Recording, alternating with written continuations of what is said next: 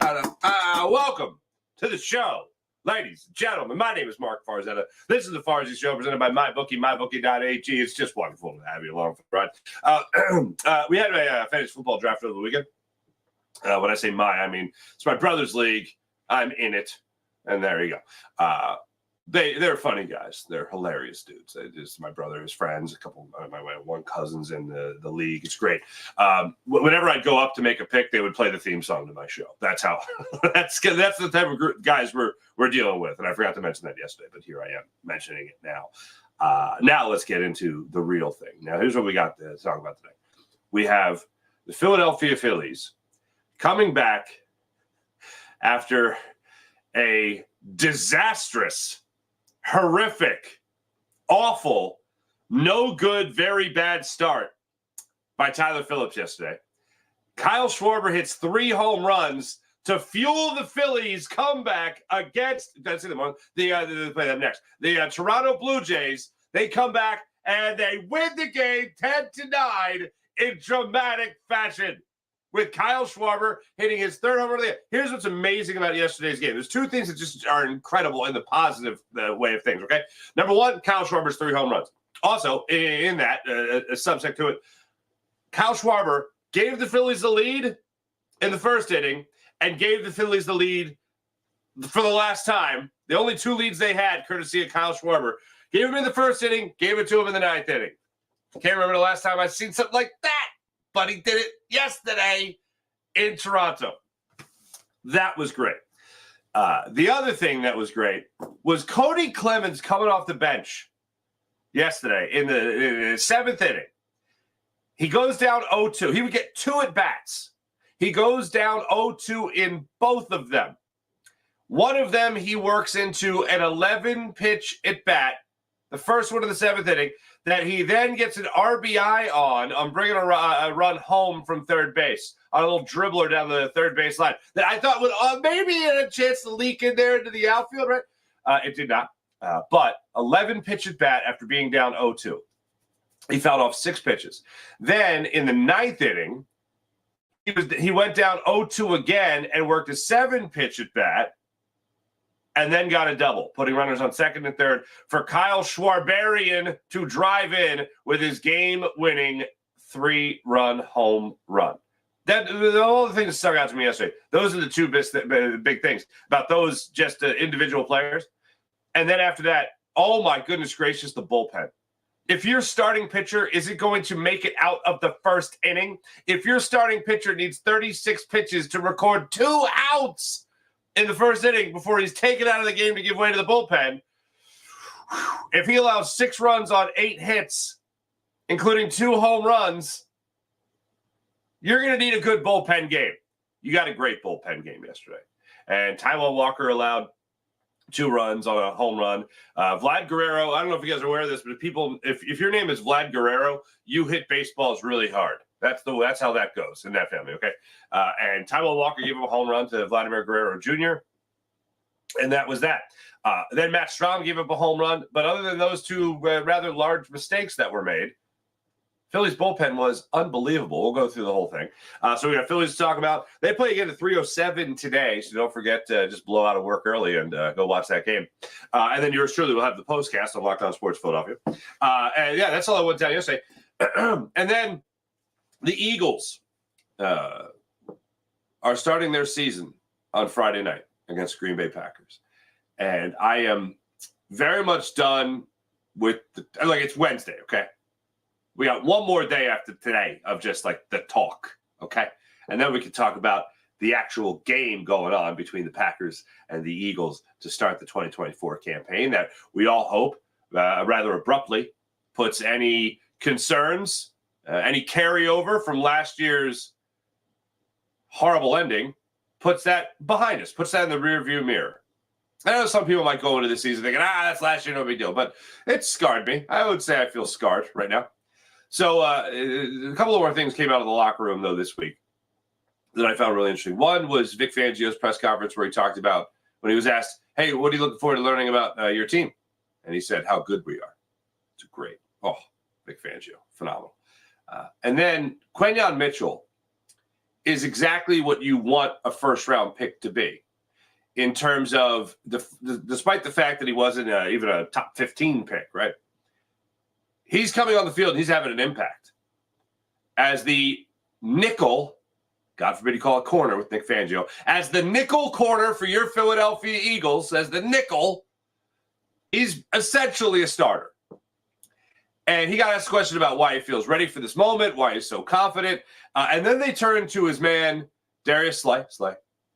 And they asked him a question about what makes you think that Quentin Mitchell is ready to go. Is he ready to go? Is he ready for this responsibility? And Darius Slay's answer is every bit of the Darius Slay answer that you would want. Well, let's hear from Darius Slay if you haven't heard it already. Also, Chauncey Gardner-Johnson. I love that Chauncey Gardner-Johnson is back here in Philadelphia.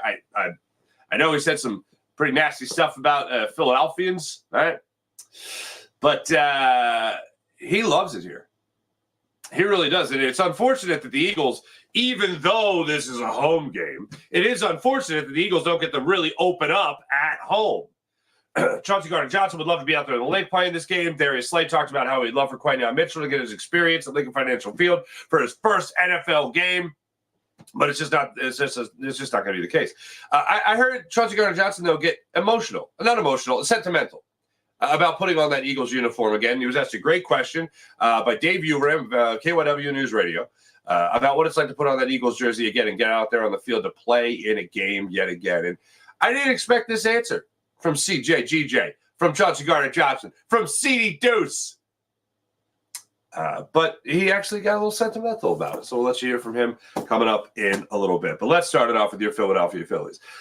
When I settled in to do the postcast after last night's game, I had this thought go through my head, and it's the best way to describe it. Seinfeld used to have a line.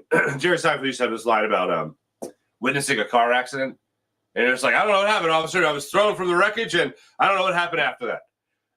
When I sat down in this chair to do the postcast last night, I felt like I was thrown from the wreckage. Then I had no idea what happened, other than I know Schwarber hit 3 home runs. The bullpen was great. Cody Clemens had some great at-bats. But other than that, it was like, okay, the Phillies, they had an RBI infield single bringing home Edmundo Sosa from second base.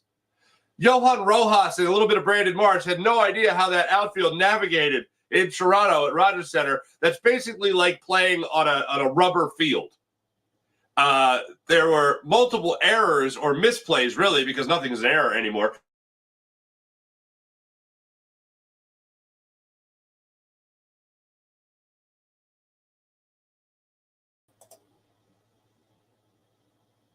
Hi! That's my basement ceiling right there. I don't know why that's going on. Using the new camera setup here. There we go. All right. Don't know why that's weird. Anyway, that was my basement ceiling. Hope you enjoyed.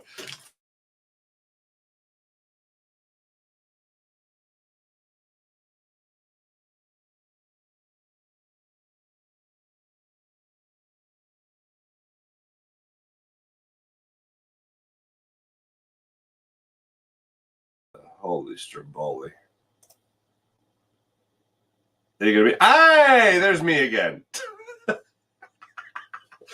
Dude, this is fun. We're all having fun with technology. All right.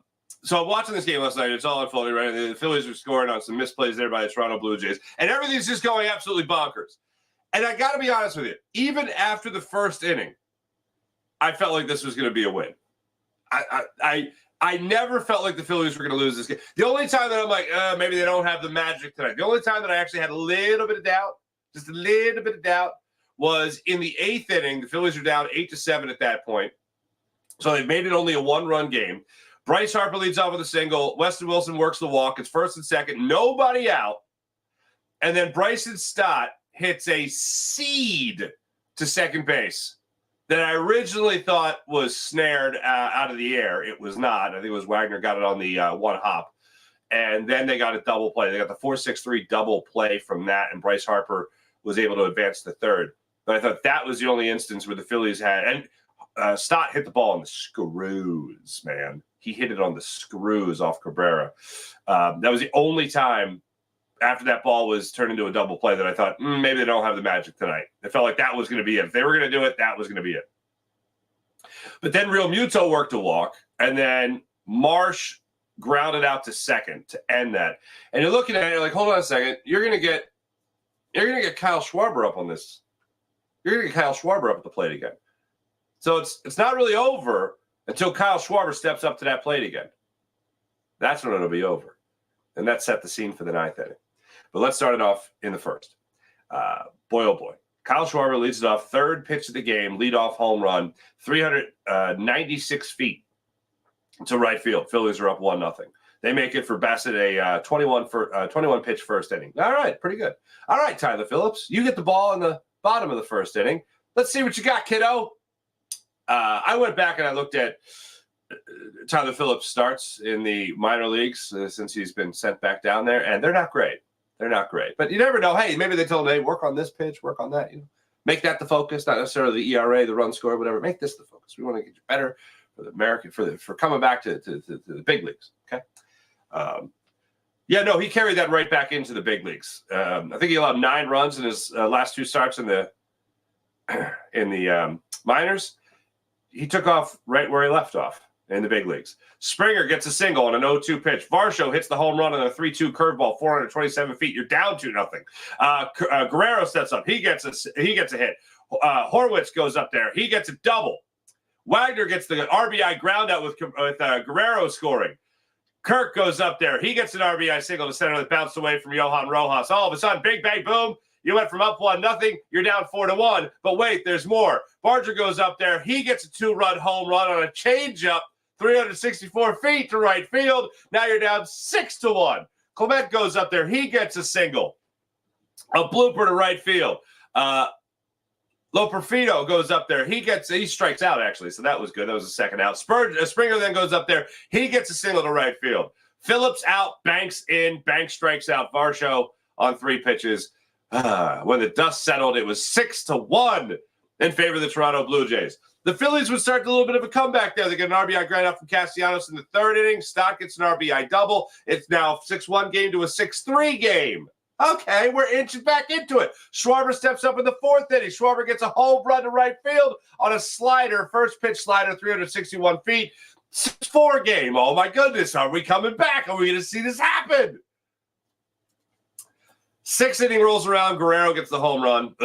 405 feet to left center field off Taijuan Walker. Taijuan Walker came into the game. He had a 1-2-3 4th inning. What? Yeah. 1-2-3 4th inning. Walker comes into the 5th inning. He goes single out single and then gets a double play. Okay, Taijuan Walker, 2 scoreless innings. Thank you very much for coming out tonight. Nice to see you. You didn't actually think that Rob Thompson was just going to let him pitch 2 innings, right? I knew he was at least going. Well, if he had 2 good innings, he was going to get a third inning. And he did get the 3rd inning. That's when he gave up the home run to Guerrero. It was 8-4. And I'm like, nope, Phillies still got this. I'm not going to give up. They got this. And then in the top of the 7th inning, they bring in Pop out of the bullpen. Castellanos steps up, gets hit by the pitch. Later had to exit the game, got drilled right in the calf. And I think it was either T-Mac or Ruben Amaro Jr. said it during the broadcast. I didn't think that ball hit him as bad as it did. I don't know what it was, but I thought it bounced up the catcher's mitt or something. It did not. It drilled him right in the left calf. So he takes his base. Stock goes up there, gets a double. You got 2nd and 3rd with nobody out. Real Muto strikes out. Like I said before, it was a weird game. The weirdest thing about last night's game was home plate umpire Sean Barber's strike zone. If you didn't watch the game, it was the most erratic strike zone I have seen this season. Not even close. Like, nothing else jumps to mind as crazy as this was. Pitches that were at the shoulders were strikes sometimes. Pitches at the shoelaces were strikes sometimes. It was a pretty long strike zone. The reason I bring it up right now is that with a runner on 2nd and 3rd and nobody out, and the Phillies down 8-4 at this point, I thought that they were going to need every opportunity they got. And this was going to be an opportunity for them to really break back into this game. Real Muto strikes out with a runner on 2nd and 3rd with nobody out because I think it was the 2nd pitch of the at-bat was called a strike at his shoelaces. So now he's got to flail away. He gets another pitch down there, flails away at it, later strikes out. So that kind of changed the whole complexion of the at-bat. So Pop then gets taken out of the game. They bring in Swanson. Marsh goes up there, works a walk. You got the bases loaded with 1 out. And Mundo Sosa draws a walk with 1 out. Swanson's not finding his location. It's an 8-5 ball game now. They then take out, then Clemens comes out off the bench. That's when he worked that 11 pitch at bat. Started out 0-2. Then later gets a 2-2 fastball. And he puts it down the third baseline. It's smothered. A run comes home in the bases loaded situation, and now it's an 8-6 game. In that at bat, Cody Clemens fouled away 6 pitches. They then take out Swanson. They bring in Cabrera, lefty, to face Kyle Schwarber. Kyle Schwarber then rips a RBI infield single. Vlad Guerrero Jr. dives to his right, smothers it, goes to come up with it, and the ball pops out of his hand. Starts dribbling over to the second base. That's when Edmundo Sosa rounds the third and scores from second on an infield single. Trey Turner would then he put a charge into one deep left field, but it wasn't deep enough. They come down with the catch. That was the third out of the inning, but it was all said and done. When I was thrown from the wreckage, it was 8-7. Still in favor of the Toronto Blue Jays. And I'm thinking the Phillies are just going to keep on keeping on. Ruiz comes in there, handles his business there in the 7th inning. Kerkering comes out there in the 8th inning, handles his business, gives up a double to Guerrero with 2 outs, but then gets Horwitz to ground out to Bryson Stott at second. I mentioned already in the top of that inning, Harper and Wilson led off by getting on base. First and second, nobody out, stops double play. Realmuto walks, Marsh grounds out to second. And then in the 9th inning, knowing that Kyle Schwarber was going to be coming up in this game, in the 9th inning, I just felt like they were going to win. I honestly didn't think it would be a home run. I thought Schwarber would get a 2-run single, and then all of a sudden you'd be tied, and we'd have some extra innings. But no, that's not the – or should be an RBI single, and then you'd be tied up and you go in the extra innings. But that's not what Kyle Schwarber had in mind. They bring in the closer Green out of the bullpen. Sosa goes up there, gets a single to center field. Cody Clemens, after a 7-pitch at bat and being down 0-2, drills the double. And then Kyle Schwarber, man possessed. Talk about Cody Clemens having great at bats. Kyle Schwarber's best at bat of the game came in the 9th inning. Because like Cody Clemens, he goes down 0-2 and works a 9-pitch at bat and finally gets a 1-2 fastball down in the zone that he demolished 426 feet to right field. And one of the amazing things about it, the call from Tom McCarthy. I would say Tom McCarthy doesn't like to jump the gun when it comes to home run calls. I mean, this, you might say 426 feet. Obviously, that's gone. But Tom McCarthy goes 0 to 110 in a split second. Knew it from contact. Schwarber knew it from contact. The dugout knew it from contact. Watching the game at home, looking at Kyle Schwarber's body language, you knew it from contact. Listening to the inflection change in Tom McCarthy's voice, you absolutely knew it. 3-run home run. Phillies go down. So Phillies go from down 8-7 to up 10-8. Just like that. For Kyle Schwarber's 3rd home run of the game. They just had that magic last night, baby. They just had that magic. Matt Strahm would give up a home run in the bottom of the 9th inning, but that was that. Phillies win 10-9. The Phillies have won 3 in a row. And looking at last night, I mentioned how great the lineup is. Look at the top 3 names in this lineup. Schwarber, Turner, Harper. Schwarber, 5 for 6 last night. Turner, 3 for 6. Harper, 2 for 6. And I wouldn't be shocked if Bryce Harper got the day off today after the Phillies have to play game 2 of this 2-game series at 3:07 today. Harper, even though, again, he got 2 hits, his last at bat was shaky and dropped the bat on his last strikeout. How many did he have last night? 2 strikeouts last night? 2 strikeouts. Yeah, dropped the bat. I don't know if he was in pain. He talked about his elbow. He talked about his wrist, how he's got problems right there, that they're nagging injuries and whatever. I know he doesn't like to take days off. Maybe this will be an opportunity. Maybe this will be a day that they decide, you're going to take off today. The only thing is you already have Bohm, who's not progressing the way they want him to progress, so he's not playing. Nick Castellanos got hit in the calf. He doesn't like to miss games. He might miss the game. Like I said, he was taken out of the game last night. You ended the game with going left to right. You had Weston Wilson in left field, Marsh in center, and then in right field, you had Cody Clemens wrap up the game for you in right field. Not ideal. Not ideal. But when Kyle Schwarber's driving in 6 RBIs, hitting 3 home runs, your offense is kind of set. But that went. So I don't know what's going to happen with Harper today. He might get the day off, but there was some concern, obviously, as the game went on today. But Kyle Schwarber, obviously, the hero of the night. And there was a stat I saw last night on NBC Sports Philadelphia. Listen to this. Total bases in a game, Phillies history, since 1906. Mike Schmidt, 17 total bases, and that was in that wild Cubs game in 1976. Chuck Klein had 16 against the Pirates in 1936. Kyle Schwarber, 15 yesterday, and then he had 14 against the LA Dodgers less than a month ago. This is Kyle Schwarber's second 3-run home. This is Kyle Schwarber's second 3-homer game in less than a month. His last one came against the LA Dodgers back on the 7th. And you know who started that game? Tyler Phillips. Do you know what Tyler Phillips had to say after this game? After allowing 6 runs in the first inning, he said, Kyle Schwarber likes to hit home runs when I pitch. Fair enough. Tyler Phillips also said he didn't know what he did wrong. He said he wished he could tell you, but he had no idea. I felt so bad for the dude because he was just looking for answers, but was so dumbfounded about what happened. Other than the obvious of you're not pitching in AAA anymore, that's what happened. You still faced a big league lineup. Even though some of those home runs, not exactly guys that are notorious for hitting the long ball, Bab. You know what I mean?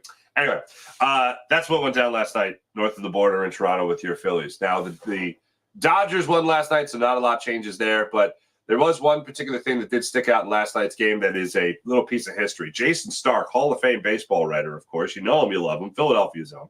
Jason Stark put this out there after Cody Clemens got the RBI in the 11-pitch bat. This is insane. RBIs by Phillies pinch hitters this season. Spoiler, it ain't great. In England, the Phillies had 1 RBI from a pinch hitter. Okay, cool.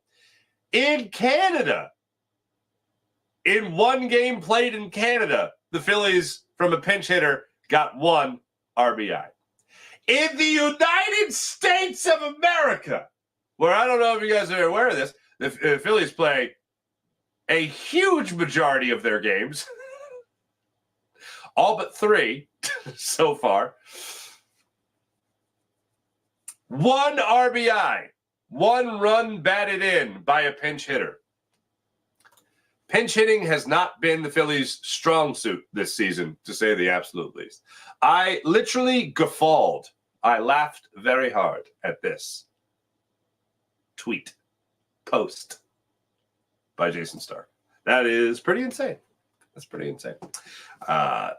Phillies 307 today.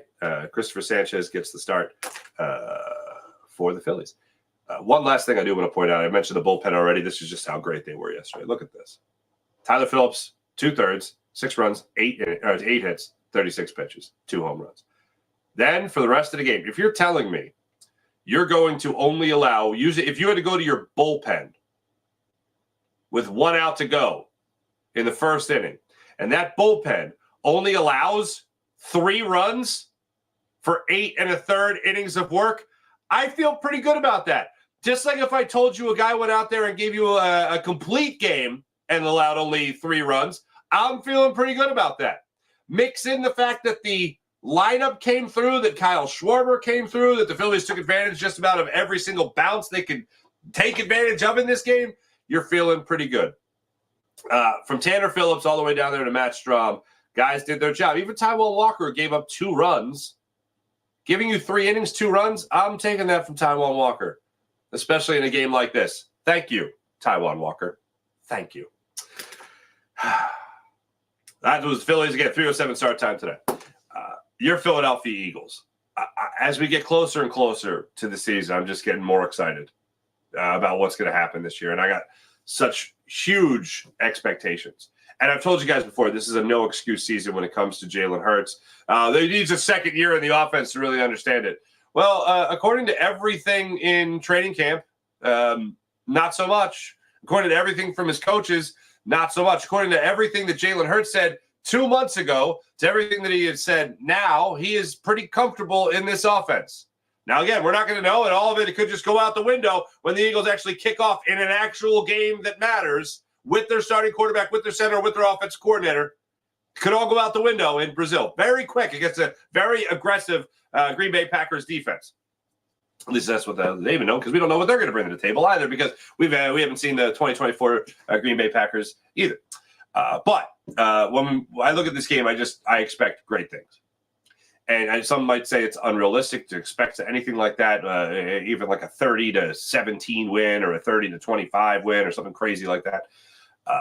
I'm all for it. There are no excuses when it comes to Jalen Hurts this year. There are no excuses when it comes to this overall offense. You're bringing in somebody with the experience of a Kellen Moore, with the success of a Kellen Moore, of having a number one ranked offense, and you're giving him this embarrassment of riches you have on offense in the skilled positions.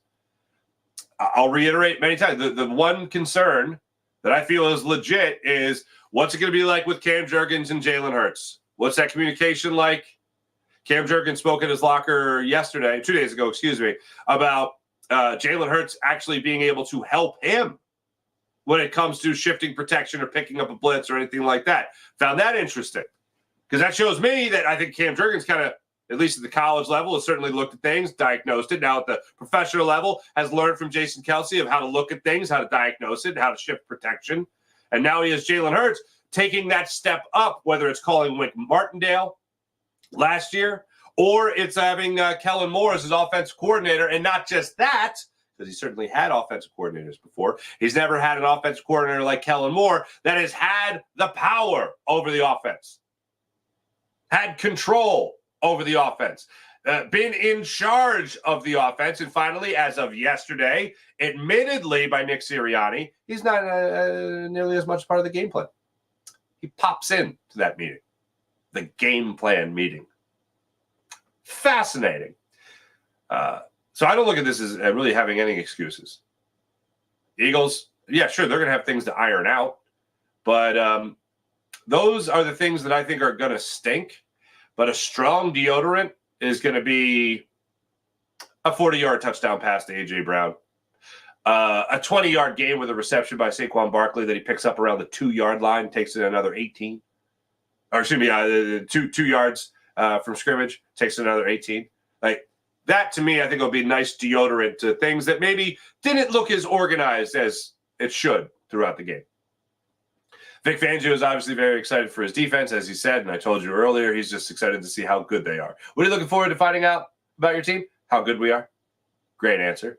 And Quinyon Mitchell, how much of an impact is this rookie nickel and rookie corner going to have? He was asked about how ready he feels for his NFL debut in Brazil. Coming in as a first-round pick, a rookie, how do you feel? Where's your confidence at? Are you ready for this big moment, Quinyon Mitchell? With your defense. I feel really ready. I feel like I'm preparing myself and the coach is preparing me, so I feel really good. How challenging is it, playing inside and outside? How challenging is it for you to first learn it and now to be able to be a wide department, do both? Yeah, it was challenging at first, but I feel like I got it down pat now, so just ready to go out and perform. Ready to play, ready to perform, ready to do his thing. That's good. That's nice. How about teammate Darius Slay? Do you feel like the young rookie, the guy that said he wants to move in with you, the guy that says he's admired you throughout his career, the guy that said he has really shaped his game the way, around your career and your skill set, modeled his game after it? One of the guys he looks up to, Darius Slay. Is the young bull ready? What did you see this summer? You've been ready since you stepped out of the mama. You came out of the mama, you've been ready. And it's you.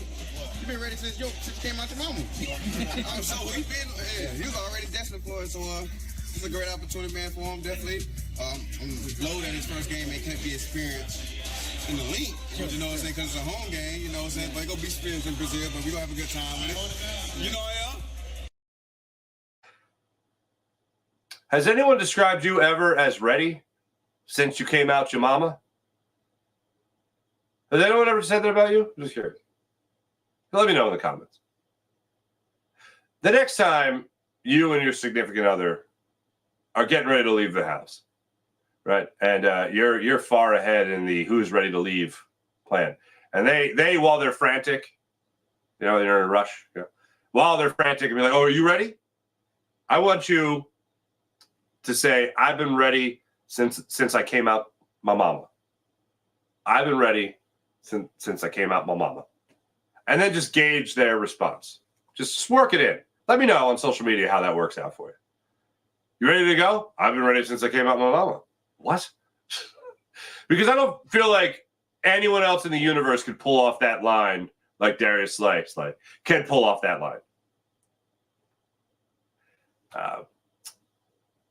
The reason I listen to these people, the obvious is it gives you a window in how they think, right? But the other thing is sometimes it's not necessarily dry snitching or anything like that, but they can kind of give you information, how they answer one question versus how they answer another, and you can apply it later in the season even. And one of the things that really jumps out to me about Quinyon Mitchell is the position he is playing. He's playing nickel, and he's also going to be playing on the outside as well. The interesting thing that I find about this is that when Vic Fangio was talking about the difficulty in playing the nickel corner position, Vic Fangio was talking about how you got to be physical. You have to have a little bit of everything, a little bit of a safety. You have to have a little bit of a corner. You obviously have to have speed, that physical factor to go along with it as well. And he wasn't even talking about that with Quinyon Mitchell, but he's talking about that with James Bradberry, about bouncing around. Going from outside to playing a little bit of nickel like he did last year and then going to play the safety position.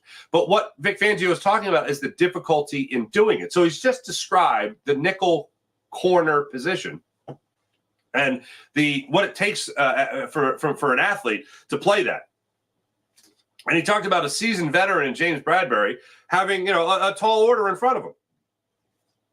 How about Quinyon Mitchell, a rookie, going in there and playing the nickel corner position and playing it so well that Avonte Maddox, who is wildly experienced at the position and his biggest fault in his career hasn't necessarily been talent as much as it has been injury.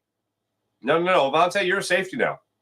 Quinyon Mitchell's going to be playing that nickel corner position. Keely Ringo, hell of a year last year on the outside. Can play on the inside as well. Eli Ricks played on the inside against Tyreek Hill. Tyreek Hill, non-factor. You know who the Eagles are going with? First-round pick Quinyon Mitchell.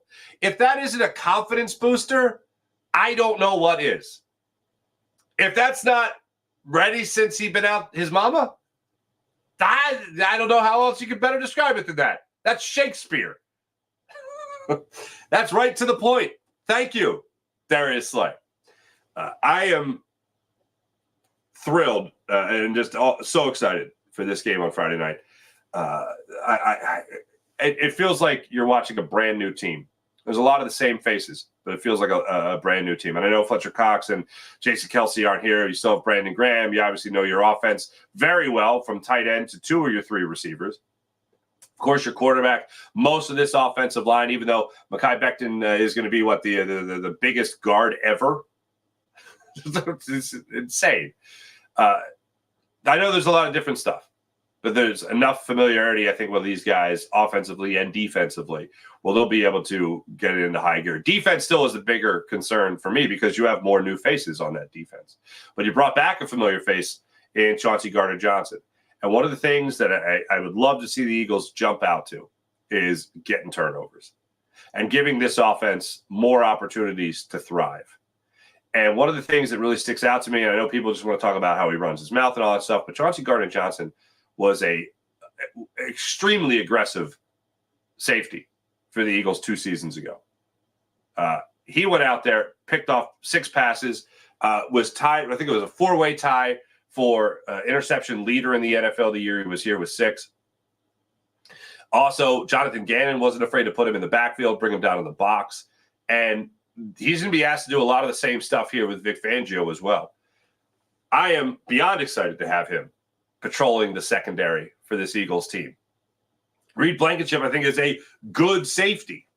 And I think in this defense, he's going to be called upon to be a great communicator for all the switching that needs to happen, for all the communication that needs to happen between corner and safety. He can also play the aggressive role. He's not afraid to hit anybody. But I look at the safety unit, and I think these guys are going to have a tall order in a Vic Fangio defense, as most safeties do. But listening to Chauncey Gardner-Johnson, not just talk about his excitement to play in this defense and his excitement to play with his teammates and just start the season, Chauncey Gardner-Johnson was asked specifically about his emotions putting on that Eagles jersey. And although it's São Paulo, going out there and actually representing the Eagles once again, what does it mean to him? With the Lions last year. To be honest with you, it feels good. I mean, it's like a family reunion. So, I mean, go out there. To be honest with you, I just want to give the fans a nice show. We out in Brazil. You know, our Philly fans going to love it regardless. Win or lose or draw, it doesn't matter. But going to Brazil, put on a jersey that I put on 2 years ago to go to the Super Bowl is going to be phenomenal. I did not expect family reunion from Chauncey Gardner-Johnson. And how about the way he's setting the bar? First off, Eagles fans enjoy it no matter what. Nah, they might enjoy a trip, the people that are down there, but they're only really going to enjoy it if you win. And then they'll have an angry flight home if you lose. But setting the bar high for a defense that a lot of people are skeptical about. Look, Vic Fangio's name, I feel, has been dragged through the mud over the last couple of years because, as I said, at the time they hired Vic Fangio, we've seen the Vic Fangio cover band for 3 seasons. And in one of those seasons, they went to the Super Bowl. In one of those seasons, they had a 70-sack season. One of those seasons was phenomenal. But that was still Jonathan Gannon's version of the Vic Fangio defense. And then maybe dragging Vic Fangio's name through the mud even more, he worked with the Eagles for 2 weeks leading up to the Super Bowl, where eventually they got torched in the second half against the Kansas City Chiefs. And yeah, a James Bradbury holding call would have changed everything. It's a wild thing to think about when you go back over the history of it like that. But now they got the real deal Vic Fangio. Now they got Vic Fangio running the Vic Fangio defense. Now the cover band is gone and the original act is in. The real act is in. I love what I'm hearing from Vic Fangio. I love what I'm hearing from the players about Vic Fangio. And just in the film you watch in training camp, or film is probably too technical, the video you watch from training camp, listen to the players really break it down, how excited they are. I just get the feeling we're on the verge of a really special season. And all the issues that the Eagles had last year, they addressed this year. And one of the things that really is insane to me, and I was listening to Jeff Saturday talk about it, and it really jumped out to me because we've done this a lot in this offseason. We've talked about how great the leadership was last year with Jason Kelce and Fletcher Cox. And I'm not putting everything on them for why things really were terrible last year. But this Eagles team is going to rally around one another if they think this new, for lack of a better term, this new process is going to work. Of having Vic Fangio in charge of their defense, in having Kellen Moore in charge of your offense, and Nick Sirianni taking another hit to his responsibility and just being the, what have I been described, the guidance counselor of the team, making sure everybody's good. And Chauncey Gardner-Johnson in that same interview did talk about Nick Sirianni. And he did offer a lot of praise to Nick Sirianni and say how we ride with Nick. Okay, good. The Nick, his message or whatever Jalen Hurts was talking about 2 months ago, his message is still good to this team and it's still resonating with this team. Good, great, grand. But overall, the proof's going to be in the pudding over how much impact Kellen Moore, how much positive impact Kellen Moore is going to have over his offense and how much positive impact Vic Fangio is going to have against or with his defense. I'm expecting big things from jump. If the Eagles in the past could take an inexperienced offense coordinator, Shane Steichen, and have that much success, if the Eagles in the past could take that much from inexperienced defense coordinators as Jonathan Gannon, or even as Sean Desai, and they could have as much success even getting out to 10-1 starts in 2 straight seasons, what can they do with experienced coordinators this year? The most experienced that Jalen Hurts has ever had, the most experience that Jordan Davis and Jalen Carter have had, that's saying something. Will the proof be in that pudding? Certainly hope so when it comes to the Green Bay Packers game on Friday night when they start their season. Can't wait for it to get underway. Don't forget, yours truly, Seth Joyner, Derek Gunn, will be giving you your pre- and post-game coverage each and every game day from Parks Casino with the Bet Parks pre- and post-game shows brought to you by Pond Lee Hockey. We look forward to breaking it all down for you throughout the season. You can catch that on Seth Joyner Show YouTube channel. You can catch it on 6abc.com and across all social media platforms. Just like that. Even on LinkedIn. I didn't even know you could do that on LinkedIn, but you could do that on LinkedIn. You just put a show up there. Do you need a job? No. All right. Anyway, hey, let me tell you about the amazing people at MyBookie, mybookie.ag. Download the MyBookie app to your phone, create an account, use promo code FARZY, get up to $1,000 redeemable cash bonus at MyBookie, mybookie.ag. That's right. Just download the app, create an account, use promo code FARZY, get up to $1,000 redeemable cash bonus at MyBookie, mybookie.ag. How about the incredible Game Time app? Download the Game Time app to your phone, create an account, use promo code FARZY, and get $20 off your first purchase. And also make sure you check out the new Game Time Picks feature. That filters out all the fluff to give you the best seats at the best price possible. Just toggle that option on the Game Time app for Game Time Picks, and you'll see the best prices for the best seats on the Game Time app. You can also enjoy their last-minute ticket deals, their flash ticket deals, even ticket deals for an hour after the event starts. So let's say you're not going to a game. Let's say you're going to a concert or a comedy show. You might miss the opening act. You might miss the middle, but you'll see that headliner at a great discounted rate. And how about this with the Game Time app? You get the Game Time guarantee. Now, what does that mean? That means if you find tickets in the same section, same row for less money elsewhere, the Game Time app will refund your account 110% difference. How about that? It's a Game Time app. Download the Game Time app. Use promo code FARZY, F-A-R-Z-Y, and get $20 off your first purchase. Game Time app. Terms apply. What time is it? Game time with the Game Time app. How about PHL Sports Nation, Philadelphia Sports Nation, enhancing your Philadelphia sports fan experience across all social media and blogs. That's PHLSportsNation.com. And how about our friend Brett over at Sky Motorcars, SkyMotorcars.com. Check out Brett's amazing inventory at SkyMotorcars.com. Personal note before I get to the chat, I know Lil Toots likes to crash the show every once in a while. I told you guys that she was starting kindergarten yesterday, officially starting kindergarten yesterday. As a parent, right? I was okay. I handled it. As I told you guys yesterday, I would be okay if she was okay. She was okay up until she got on the bus, and then I was holding our son because, you know, the bus stop's at a corner, so you can't have a 2.5-year-old just running around willy-nilly. So I'm holding him. My wife walks her to the bus. She gets on the bus fine. She goes to sit down, and then she turns around, some tears in the eyes, hugs her mother, hugs my wife, and then the bus driver's like, she'll be okay. And then she goes down, she sits down, and she went to school. And then she had a wonderful time at school, and she didn't want to come home. But I'll tell you what really got me. This is what got me. So they were going, my son and my daughter were going to the same little preschool. The back of the preschool is where the bigger kids are. And my son always would run back there to be with his sister. Now my son in the new school year, his classroom is back there with the bigger kids.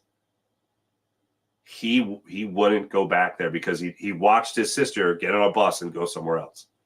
And seeing him have his reaction to his older sister not being there anymore. Oh, baby. Oh, it wasn't Niagara Falls. Oh, but it was close to Niagara Falls. Oh, this parent stuff messes with you, man. Like, I realize that everything that the people told you about being a parent, oh, man, you got to go through it. It's insane. It's one hell of a roller coaster. It's one hell of a roller coaster. That was an insane day yesterday. That was an insane day. But yeah, she didn't want to come home from school, and Leo was great too. At his school, he was great. And when we got him home, they were all great. Everything was great. It ended well.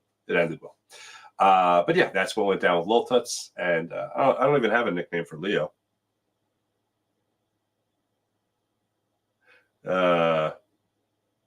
Future left tackle. My son can move mountains, man. He's a beast. Anyway, let's get into the chat, see how everybody's doing. Daniel Barry, what's going on? How are you? Buddy Christ. Nice to see you. Good morning. Nothing like a leadoff Schwarbomb, but 3-in-1 game is cause for celebration. Buddy Christ, would you do me a favor? Could you get us 3 bags of Hers chips and 2 bottles of Yingling and make it up for everyone for all 5,000? Could you do that, Buddy Christ? Thanks. I paid attention. Sean Kilray, what's up, Sean? Phillies have won 8-10 after an incredible Kyle Schwarber 9th inning comeback tonight, winning 10 tonight. Hell yeah, Sean Kilray. And how about this? The Cubs lost yesterday. The Cubs were the hottest team in baseball. The only team that had won 8 of their last 10 games. The Phillies had won 7 of their last 10 games. Bang, bang, boom. IBH, good morning, everyone. Thank goodness for Schwarberian. Hell's yeah, IBH. T-Bro! Still keeping it tight and sexy with 3-bomb Schwarbomb night. Thought it was keep it loose and sexy. Sean Gillespie, what's going on? Still keeping it loose. There you go, T-Bro. April! Hello, April. Good morning. Ring the bell. I just never felt like it was going to be a loss. Come on. I was like, hold on a second. Don't give me a letdown game after you win in dramatic fashion against the Braves. You win 3 games of 4 against the Braves. Don't give me a letdown. Don't you dare give me a letdown game, Phillies. And they did not let me down. Tampa Eagle. I am very concerned about Taijuan Walker. He should not be on the playoff roster. Go Phils from Tampa. I don't think, if he pitches well out of the bullpen, he's definitely going to be on the, I think he's going to be on the playoff roster anyway.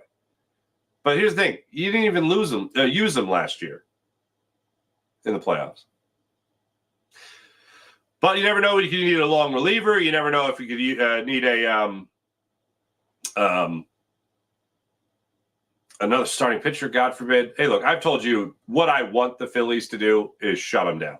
What the Phillies should do is shut them down. $18 million next year and the following year. And you're using them out of the bullpen now? If you really want to either save face or I think get the best possible version of Taijuan Walker, you shut him down. And you say, all right, dude, look, you've had 2 separate IL stints this year. And when you have pitched, you just haven't been able to put it together. Let's hit the reset on this, and we'll revisit this next year. That's how you handle it. But, hey, look, Dave Dombrowski's been one hell of a baseball man throughout his career. Maybe his hunch on Taijuan Walker is a good one. Maybe he feels like, all right, we'll just limit his workload. All right. See how that goes for you. April, anyone else almost throw something at their TV when they said Walker was warming up? Yes. Honestly, I was like, well, look, do the Phillies really have 2 guys that allow 6 runs in one game? Is that even possible? But he actually did 2 scoreless, and then the third one wasn't so great. April, that strike zone was nuts. Players were so annoyed. JT Realmuto, Bassett was hilarious in the 3rd inning, I think it was. Sean Barber called a ball that was a strike. Yeah, called a pitch, a ball that was a strike. And Tyler Bassett just turned around shook his head like that. I forget who the umpire was in Pittsburgh last night, but Paul Skeens was pitching against the Cubs. And Skeens thought he threw a ball that was a strike. It was a ball. And it was I didn't even think it was close to the outside corner. But Skeens threw a strike 3 for the 3rd out in his mind and started walking off the mound. And the home plate umpire started yelling at him. And it was like, dude, relax. All right? Just get back there and squat. You called it a ball. You win. It was a ball. He made the right call. Skeens, I don't know what he was looking at, but that was that. And then it turned into this whole thing where they're yelling at the dugout. Just unnecessary. April, the pitcher knew it from contact. His face dropped immediately. The Schwarber home run. Yeah, that wasn't great. That wasn't great. I think it was, was Green in there? think it was Green in there at the time, who gave up the 3-run Schwarberian home run. Can't believe I missed it last night. The opportunity to give my normal Lou Brown. Yeah, Green. Yeah, I was right. It was Green. Wait, what is it?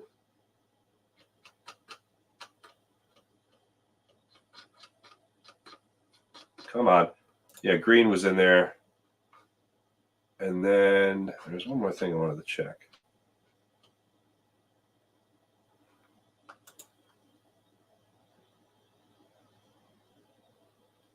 Green's got 16 saves on the season. Yeah. That's a shame. That's a shame. James Alexander, good morning. What a heck of a comeback. Just need to keep the Sixers in this. So from what I haven't read the whole thing, so I'm not commenting any further, but from what it sounds like, Comcast Spectacor has a lot to lose here. Okay, Flyers essentially have a lot to lose here. But Comcast Spectacor would lose an NBA team in their arena. And the reason the Sixers want to build the new arena is because they want to own the property. They rent their property, essentially. They're tenants of Comcast Spectacor, who owns the Flyers. See how that works? In case you didn't know that already. Most people know that. So now it appears that Comcast Spectacor is now putting a bid into the city to build something other than 76th place in place of the arena. Love it. Oh, this is going to be a spicy meatball. Oh, this is going to be awesome. And that's what James is referencing. But the Sixers, I don't think they're going to city. Look, in all honesty, it wouldn't shock me if they eventually moved to Camden. It would not shock me. That would suck. Just because as parochial as a city as we are, having a team play across the river. A lot of people that I know are people that cross the river. They wait a second to tell you that they cross the river, but they cross the river and they go over to Jersey, which is fine. I don't know, just saying. But as parochial a city as Philadelphia is, they would hate the idea of the Philadelphia fill in the blank playing in Jersey. That make a lot of people's blood boil. A lot of people's blood boil. Not great. Not great. But yeah, I don't think that's happening. I don't think it's happening. IBH, it's really impossible to believe that Major League Baseball is not watching the same thing we are with the strike zone. It's so bad and it almost looks intentional. I mentioned this on the postcast last night, but I think it came from Joe West. Totally non-biased Joe West, Cowboy Joe West. Talked about how the robo-umps are only like 94% accurate. I really need to know what that means. Like, are they 94% accurate in that every once in a while they'll call a pitch over the batter's head, a strike? Or are they 95% or 94% accurate with like an inch in and out of the strike zone? Because here's what I need. Accuracy is obviously king. However, right under that is consistency. Because no umpire is 100% consistent or 100% accurate. But if you can give me consistency, if you can give a batter consistency, then that's something that they can work with. Then they at least know what the strike zone is.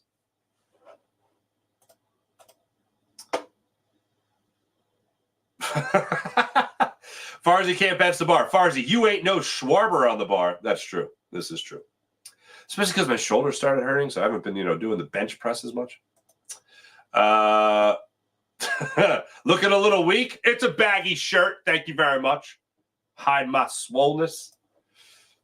Like Taiwo Walker giving up 2-run dinger to Vlad Guerrero. All right. Don't call him Darius Farzy. That's why I always say Darius Slay.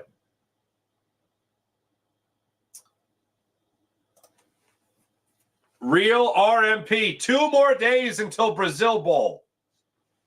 All right.